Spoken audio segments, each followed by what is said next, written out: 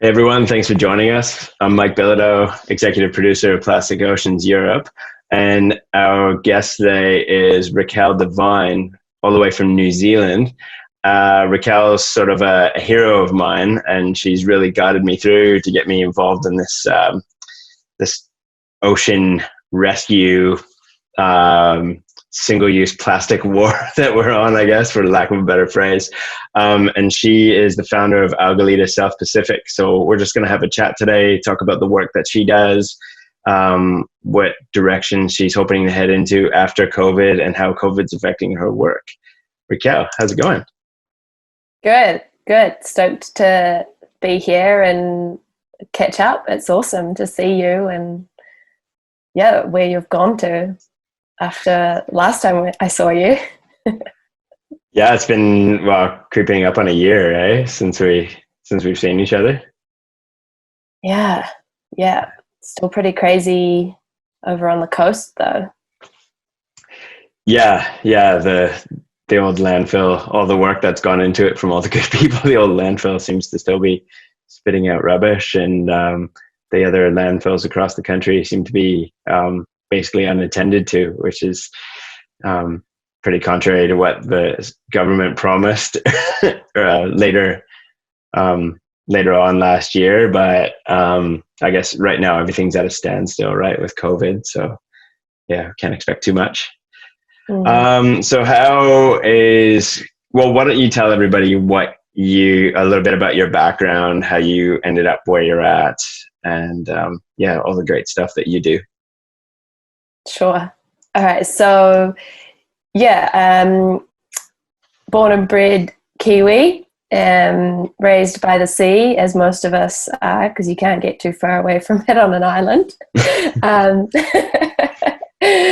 And my background's in environmental education, and I learned about, plastic pollution in dribs and drabs. But it wasn't until I saw it firsthand when I was traveling that I became quite passionate to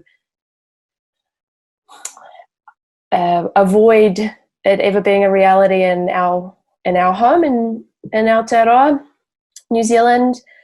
So I pursued trying to work in education for plastic pollution conservation, and managed to score a volunteer position with Algalita Marine Research and Education in California several years ago now, which led on to me eventually joining them on board their Oceanographic Research Vessel to first the South Pacific Gyre.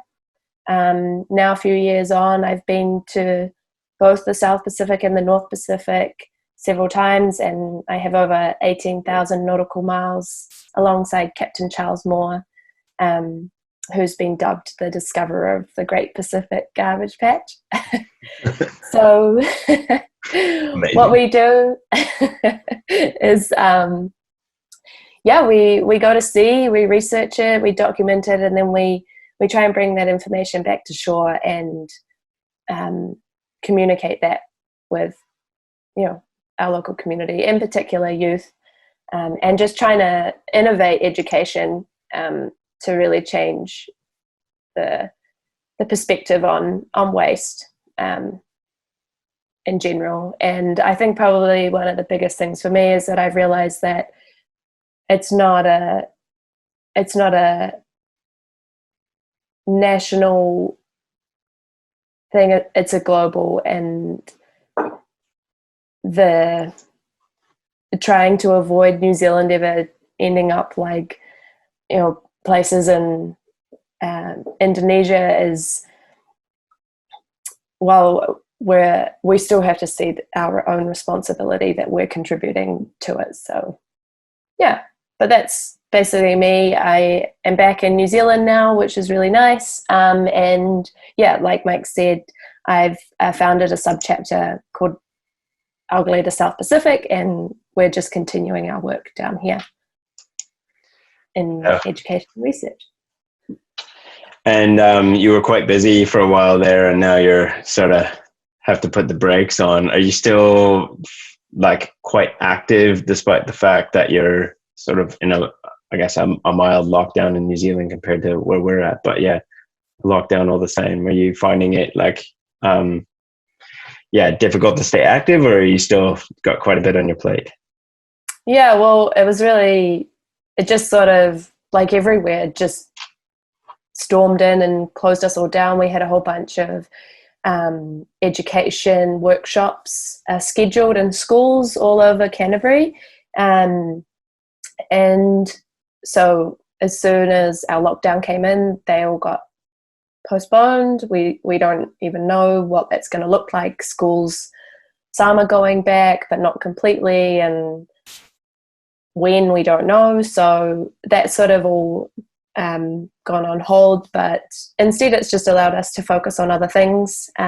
Together with the team in the States, we've been working hard on online resources, so just transitioning to creating resources that youth and educators can use in their own homes, or like share out to students.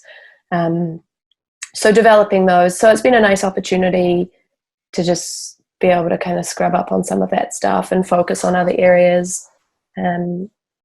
Volunteers are obviously keen to keep themselves busy, but finding them things to do is a lot harder when you can't be out in the community. So it's just adapting and, using this virtual world to see how we can communicate and help support the issue even locally, through guiding. Because, like, for example, our waste processing systems have closed down in Christchurch. So the council, there's nobody sorting recycling. So all of our recycling is going to landfill during this time. And so it's, we're just trying to help communicate that and help encourage people to reduce where they can and reuse, because recycling's not even an option right now, even though it's not the solution. So there's a lot of good communication opportunities, but at the same time just being conscious that it's not really everyone's priority as well, unfortunately.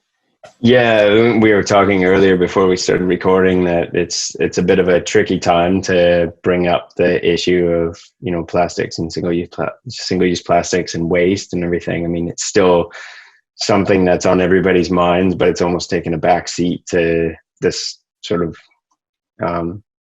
this pandemic that people are more focused on humanitarian issues. I mean, the virus itself, and then all the economical issues that are going to follow. But I've been following you for ages on Instagram and that, and so you're trying to encourage people to come up with creative ways to deal with their waste, but also to stockpile potentially. Did I see that on there? Yeah. The council have actually come back out since initially, and they've asked people to not stockpile, but we're still encouraging it as long as it's done responsibly. So the council's concern is that if people are stockpiling, they're just going to get inundated with contaminated waste. And so what we're trying to do is just continue that narrative that if you are stockpiling, it must be clean, only stockpile the valuable recyclables. Here in New Zealand, that's 1 and 2 resin codes, and just to store it, don't squash it. Make sure you can store it in a cool, dark place. And if you can't do that, then don't stress about it. We'll be out of this soon enough. But just trying to create their narrative and get people aware of it. But there's no stress, there's no pressure. If you can't, if you can't, because some of us, we're in a privileged position that we can continue to think about these things and we can worry about them. But for others, we don't want there to be pressure or stress if that's just adding to their plate at a time like this. Yeah, exactly. I mean, I've had a few conversations with people who are like, well, everybody's going on about Mother Nature getting a rest, and in the meantime, there's more and more single-use waste being used, for medical reasons and food reasons and whatnot, and things aren't being disposed of as responsibly as they were in the past. And it's like, well, yeah, okay, but the air quality is better. A lot of places are rejuvenating. I mean, we had dolphins in Barcelona recently, which is kind of crazy. In New Zealand, I used to see that from my back deck, but in Barcelona, I haven't heard about that since I've been here. And, I guess nothing, I heard a great quote actually yesterday when I was listening to a podcast, and it was like, let's not let perfect get in the way of good. And it's like, all we can do is the best that we can. And if we nitpick at everything, then we're just going to impede progress. And if we look at the good in everything and we do the best we can and learn from everything, I mean, it's taken a long time for us to get into the situation environmentally that we're in. And I reckon it's going to take even longer to get out of it. But if we focus on the negative side and sit there finger pointing, we'll never get anywhere. We won't make any change. So I mean, you're sending out a great message there, which is expected of you for sure. Yeah, well, you actually just made me think, like, exactly.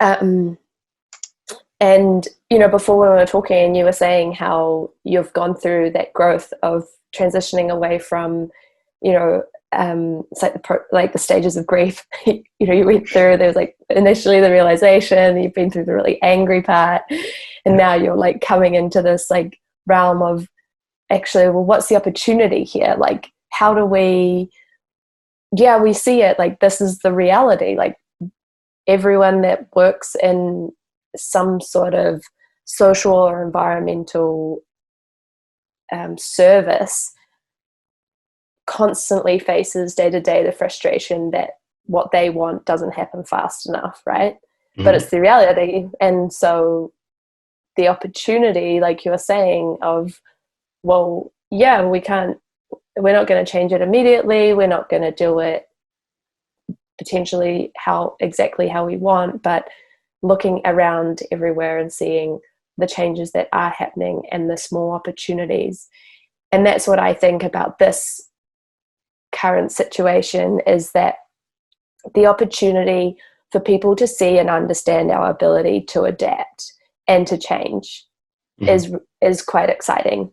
Now we have an example in our lifetime of being like, we all just had to do it. We didn't have an option,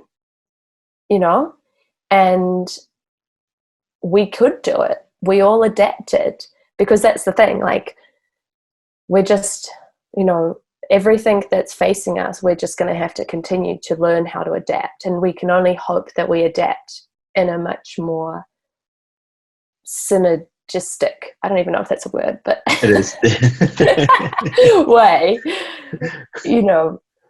rather than the current way that we're operating, where we're just using and abusing. But as environmental issues continue to face us and we can learn how to adapt, I think this is a really cool opportunity to take that and in our learning run with it, as an example. Yeah exactly. I'm not sure if that was a bit far-fetched, but I was not really. I mean, I'm thinking the same way. I'm having the same conversation with a lot of people, so I think you put it quite well. So yeah, definitely not far-fetched. Hopefully that is the case, and hopefully we do walk away from it.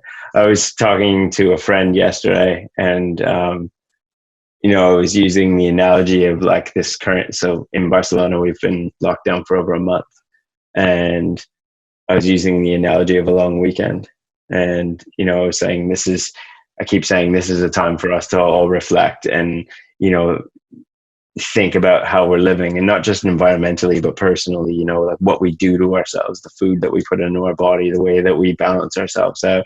Are we being good to ourselves to the point that we can be a best version of ourselves, so that we're good for the people that are around us and that we interact with every day. And this is a great opportunity for us to do that, and we're sort of forced to, so we should make the most of it so that we can grow. And but it's that thing where, if it's been 5 weeks, and if we were released from the lockdown, if the lockdown ended tomorrow, as much as I would love to get outside and go for a swim and go for a run and stuff like that, I'm not ready yet. Because I feel like, when you're so busy, and then you get like a 3-day weekend, and you get a long weekend, and you're like, oh, I've got that extra day and I'm going to do all these things. And you end up just sort of laying about and sleeping in and not really making use of your time, and you waste that day. And then all of a sudden it's the night before you have to go back to work, and you're like, I got less done in 3 days than I would get done on my regular 2-day weekend. And I sort of feel like we haven't learned enough yet, and we're not ready yet. We haven't capitalized off of this yet. And I think we're not ready to come out of it as much. There's probably, if there's people watching this, they'll be like, shut up, man, we're all ready to get out. But yeah, I don't know. The way I see it is, I just think maybe we can use a little bit longer, just to heal and reflect and find that balance before we go charging out there. And perhaps that little bit of extra time is what we need in order to make sure that when we come out of this, we do make some changes, and the changes that are needed. Totally. Sorry. A really, really amazing friend at the moment for me. We've been having similar conversations, and because, like we were talking about, I've been unwell over the past few months, and she was talking about how, so this lockdown has come at such a perfect time for me, because it's just like, just as I'm able to start to get back into working full time and so on, things have just sort of mellowed out, so I don't get overwhelmed by trying to work too much. And so that's sort of been a blessing. But she's like drawing the parallels between our sustainable self and how we treat the world and its resources, and it's exactly the same. Like, we're so conditioned to using and abusing our bodies and running ourselves ragged by fulfilling all of the societal demands that we put on ourselves, the expectations that we set, fulfilling everything that we want to do for everybody else, and trying to be seen in places and do things and make the most of everything. And you can see those parallels between how we operate in our current system of resource depletion and so on, and it's exactly the same for our bodies and for ourselves. And so to have this time, like you say, where I'm really enjoying that the weekend rolls around and we don't work, like we give ourselves strict routine, that the week is Monday to Friday and you have the weekend, but now my partner can't be running off into the hills or the bush or to go and do a million things at 100 miles an hour. We just get to be in our home and be present. And so there's some really nice things that can come out of it, and a lot of nice things to draw from. Yeah, exactly. I love that. It's being present, I think, is one of the toughest things. And you reminded me of I used to run the Kiwi tours, as you know, taking people out into the bush to see kiwis back in New Zealand for a little while.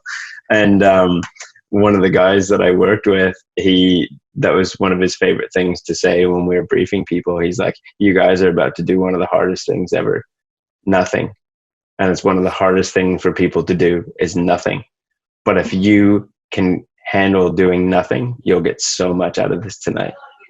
And that's sort of like where we're at right now. It's hard to just do nothing, but if you can embrace that, I mean, I'm having trouble finding balance for sure. Like, I'm working on weekends and like I wake up and I'm like, okay, go to the roof, do some yoga, work out, and then look at your phone. Because if I look straight away, I'll be checking emails from 8 o'clock in the morning until 10 o'clock at night on a Sunday.